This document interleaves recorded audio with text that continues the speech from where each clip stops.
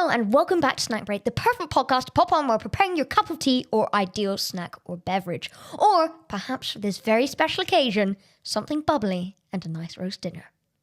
All that goes to say, Happy New Year. Welcome to 2025. This is episode 12 of Snack Break. And to celebrate the new year, we thought that it was only right to operate Christmas Carol style with a show that delves into the past, present, and of course, the future, because today we're going to be playing a little bit of a quiz surrounding all the goings-ons of the last year or so. See if I'm any good at that. That was provided by BuzzFeed. Just really see what I can remember. Then in the present, we've got pop culture news, which returns as per usual, because I've said it before and I'll say it again. Nothing stops pop culture news. And the future, where we're going to be talking about what's going to be coming up on the show as we enter the brand new year.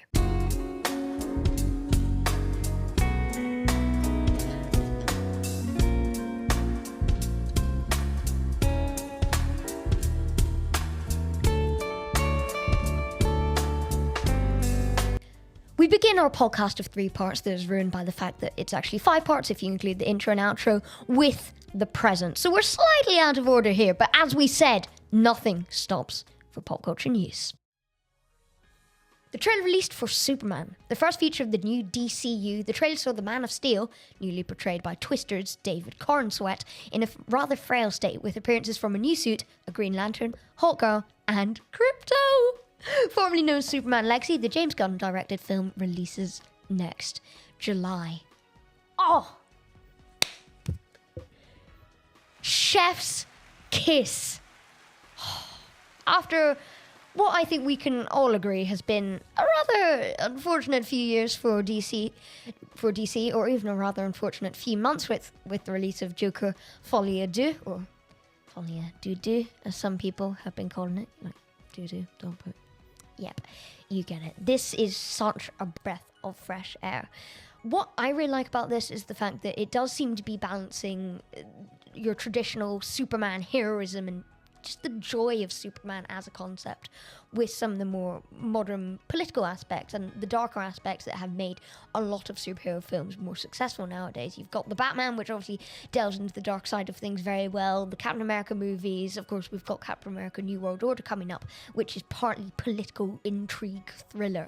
So I think this balances things very well. We get shots of conflict and, you know, the child who just wants Superman to arrive, as well as all the Superman stuff that we know and love. And I think that James Gunn really understands that this is what DC needs, and that DC needs to take a different approach to Marvel. He's mentioned a bit. He mentioned a bit a few weeks ago about how they are doing that. In that it's not going to be a fully interconnected universe like Marvel tends to be, with loads of moving parts crossing over. More going to be somewhere in the realms of sort of Star Wars, where they do cross over occasionally, but it's more about exploring standalone characters and movies and TV series and instances within this massive galaxy. And I think that's just another really great decision in making sure that the DCU can not only pack its own punch, but remain separate from all the universes going around at the moment. And one way they're doing that, particularly sticking to the whole joyful aspect of it that I've harped on about here, is Crypto. Oh, Crypto just looks amazing. Gunn has said in the past that Crypto, or the design for Crypto, is a bit of a change from his usual breed in the comics and previous movies, but it's inspired by Gunn's very own dog. And if we know anything about Gunn, it's that he cares about his animals. So to see Crypto making an appearance in the trailer, we did know beforehand. Gunn said that Crypto would be the trailer stealer, and he certainly did that, and he certainly stole my heart, because he is just such a good little boy. He's so sweet. Honestly, I urge you, if you want something to pick up your day, go watch this trailer and just watch Superman calling Crypto. And I'm not going to spoil too much, but that little shot where Crypto is his little tail's wagging and he's carrying Superman home, dragging him through the cold, harsh terrain. Oh, brilliant. I am so excited for this movie. It comes out next July. And on the other side of the superhero spectrum, the trailer release for Marvel Animation's Your Friendly Neighborhood Spider-Man. Although previously thought to be an origin story for the Marvel Cinematic Universe's Spider-Man, Brad Winderbaum has recently confirmed that the limitations of the pre-established universe simply caused too many problems. Now, that's really interesting. I think the fact that this isn't part of the MCU and that perhaps partially based on the success of X-Men 97, I wouldn't be surprised if that was part of the influence of making this decision. This animation is not set within the MCU. Even in the trailer, it does say from the studio that brought you X-Men 97, Marvel Animation, of course. I did find interesting that they've specifically picked up on X-Men 97 as opposed to What If, which has been, following its third season, I've seen a fair bit of sort of negativity surrounding it. Less the show itself, but more particularly the fact that it wasn't the anthology series that we wanted. It was an interconnected story. And for all the amazing concepts that could have happened, some of the ones we got, and only over 3 seasons, did seem like a little bit of a disappointment. So getting this very far removed from everything else so far, we've seen clips, we've got suits, lots of different suits. Obviously a reference to Tobey Maguire's Spider-Man 3 in the trailer. As for the animation style, it looks pretty good. It's definitely... you could sort of see the inspiration and the clashing of styles between, as we mentioned, the likes of X-Men 97, the Spider-Verse movies, and then stuff like Ultimate Spider-Man from a decade or so ago. And I know people have been asking for Spider-Man 98 again, following the success of X-Men 97, which, for a feature about Spider-Man, we just can't stop talking about. But maybe that will scratch this itch for people. As for the story and everything happening, I'm really just going to have to see where it goes. The animation does look lovely, but yeah, I'm going to see. I love Spider-Man, so I'll definitely be turning up for this. It is not Tom Holland reprising the role. As mentioned, it's not in the MCU, so that does sort of make sense. He is played by Hudson Thames, and we're getting a lot of big Spider-Man villains in here. We've got Norman Osborn, Dr. Octopus, Tombstone, as well as your Spider-Man regulars such as Aunt May. I'm just looking through the castings here, and we've actually got Charlie Cox in as Matt Murdock, which is pretty cool. I didn't realize that. Oh, very nice. So, I'm cautiously optimistic about this one. We'll have to see how it goes, but yeah, just crossing my fingers for this to be a success. Mindstria SMP has launched. The server, founded by streamer Carl F, is a Minecraft modded roleplay SMP with players ranging from Lifesteal's 4C Vit to Jojo Solos to Ross Cumber to Certainly Laz, and what a roster they have. It launched yesterday. I'm just looking at it here. We've got even more than that. You've got the likes of Heike Hate Me, I'm a Shep, Kaboodle, Radoons, Woogie, Watermunch, all these different amazing YouTubers and streamers, and it's called Mindstria, from, again, the mind of Carl F. And I'm curious to see what exactly this goes into. I've got, I think certainly Laz will, alongside some of the Lifesteal gang, will probably be my go-to streamers to watch for this, because I presume it's going to be a stream series. Whether or not there'll be videos, I don't know. But especially with the launch of Tubbo's Realm, and I'm not even trying to accuse anyone of plagiarism here, but there are a lot of SMPs going around at the moment, and to see, I think it's Ross Cumber who's on both the Realm, which is sort of fancy-based, and Mindstria, which again seems slightly fancy-based. It's really interesting, and I'm really cool to see, or really excited, sorry. Don't know where cool came from. Really intrigued to see how it plays out. So hopefully that will be a big old success. I love seeing YouTubers doing YouTubey things. Certainly Laz in particular, I'm a big fan of, so I always like to see him on an SMP. He's been in the likes of Abode, Duckcraft, lots of good stuff, so definitely want to keep an eye on there. And talking of ones to keep an eye on, last but certainly not least, we end this week's edition of Pop Culture News with somewhat of a wholesome one today. Because only minutes prior to the recording of this clip, I learnt that former Snack Break guest, good friend of mine, and all-round great person, Cruz, has made his return to the YouTube scene. On his channel, Cruz Carroll, he has posted a video titled Some of My Random Clips I Found. And he's been working on this one for a good while now, So it's a CS:GO 2 video, or not CS:GO. I don't know PvP. I don't know video games. I don't know point and shoot video games. Is this point and shoot? I don't know. CS2, Counter-Strike 2. It is out there. It's on the internet. He was a great guest a few weeks ago on the podcast. Go check it out, please.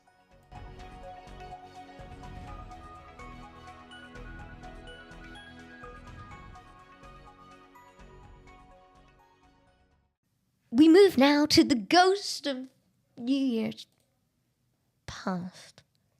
Sure, because I tried a BuzzFeed quiz a few days ago by Benjamin Zdowski. Props to him. On BuzzFeed, that was basically just a quiz of a bunch of pop culture related things that happened last year. Now, I feel I should preface this by saying I was very tired when I recorded this. Just really, really tired.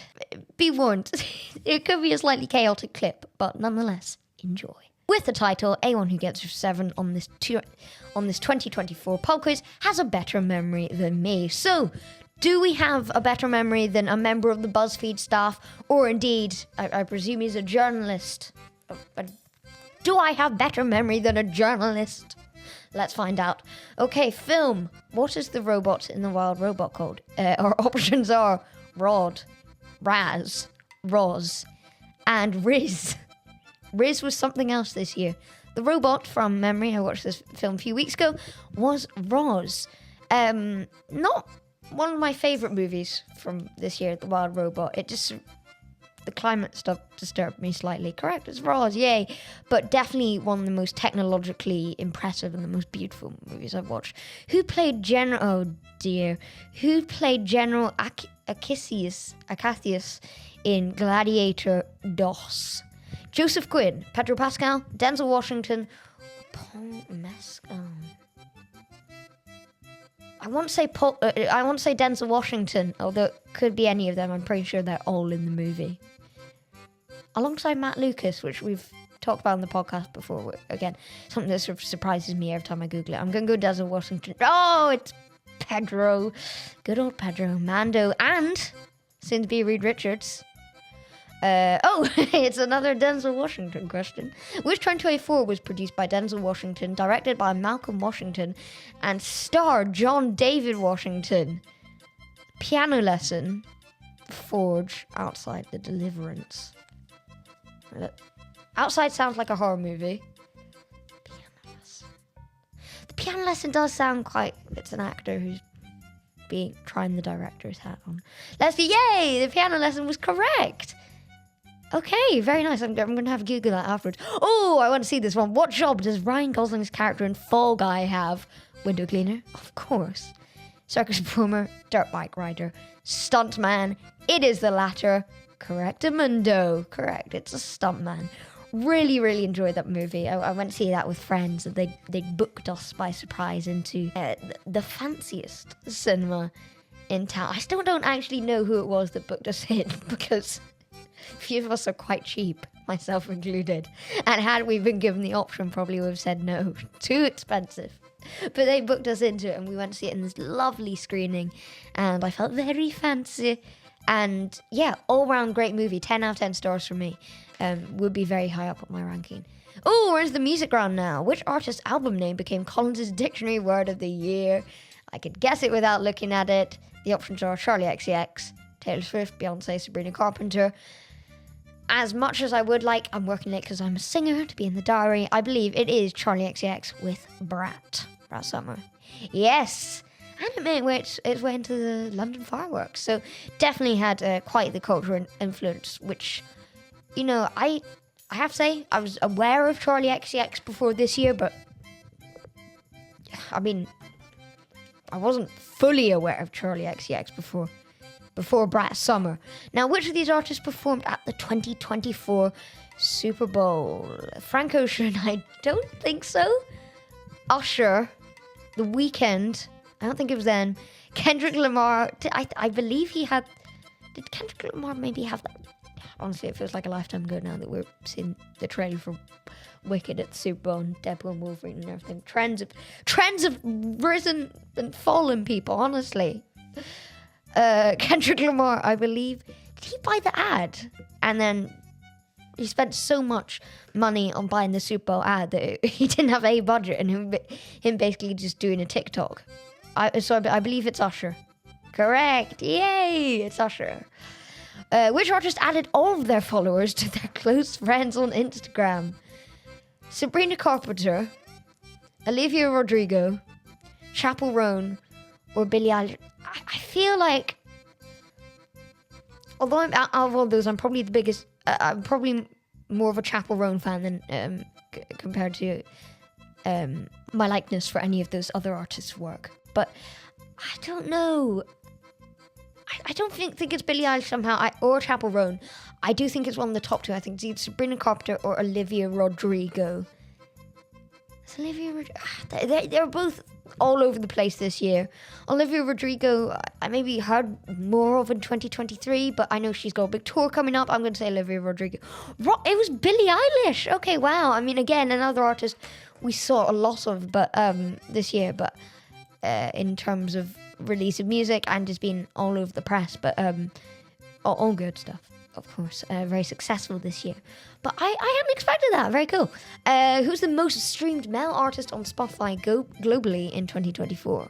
Drake, The Weeknd, I don't think it was Bruno Mars, and then Bad Bunny. You do have, I believe Bad Bunny usually records in Spanish, I want to say. So he would have the reach of the Spanish speaking and listening audience. But I'm going to go for Drake. Wrong, it's The Weeknd. Okay, because they were included on the Super Bowl one. Okay, very interesting. Well, I feel like I really underestimate the reach of The Weeknd there. I know they're big hits, but I wouldn't necessarily put them up there compared to some of the other bigger artists we've seen this year. But wow, very, very interesting. Mudang became an internet sensation. But what does mudang mean in English? Minced pork, spicy pork, round pork, or bouncy pork. Now, I have to admit, I suppose it makes sense, but I hadn't naturally presumed that mudang actually meant anything. Like, I don't think I've heard this before, so I'm going to go with bouncy pork. Correct. It's bouncy pork. Good old mudang. One of the many animals to have great viral success this year, but perhaps the champion out of all of them is mudang. The bouncy pork. Bouncy pork hippo. Julian Alfred won gold. Oh, we're on to sports now, I presume. Julian Alfred won gold in the women's 100-meter final at the Olympics. But what country was it for?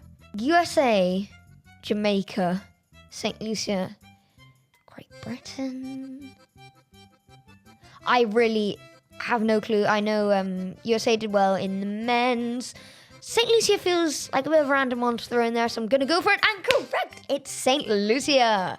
Very, very nice. After a song Espresso exploded this year, what product did Sabrina Carpenter bring out?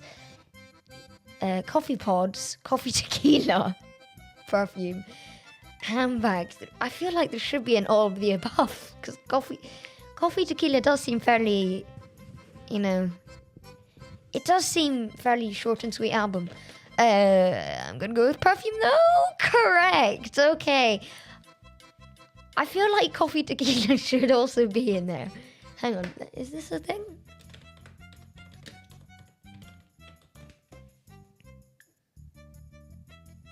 Oh. Coffee tequila is, I suppose it makes sense. Is it tequila that's flavored like coffee, or coffee that's flavored like tequila? Given the look of some of those beverages, I presume it's the former. I think it is alcoholic. Huh. Nonetheless, we progress. Finally, the viral Willy Wonka experience happened in which UK city? And regretfully, well, no, not regretfully, I had a lovely time, but I was in this city a few weeks ago, and it was close to the end of the year, and I'd totally forgotten that this had happened, and I should have tried to hunt the site down and get a photo outside. It was Glasgow. Anyone who gets over that's it. 9 out of 12 correct. You scored better than 97% of all other quiz takers. Wow. That's some incredible memory of 2024 right there. Congrats. Very nice. Pleased with myself there.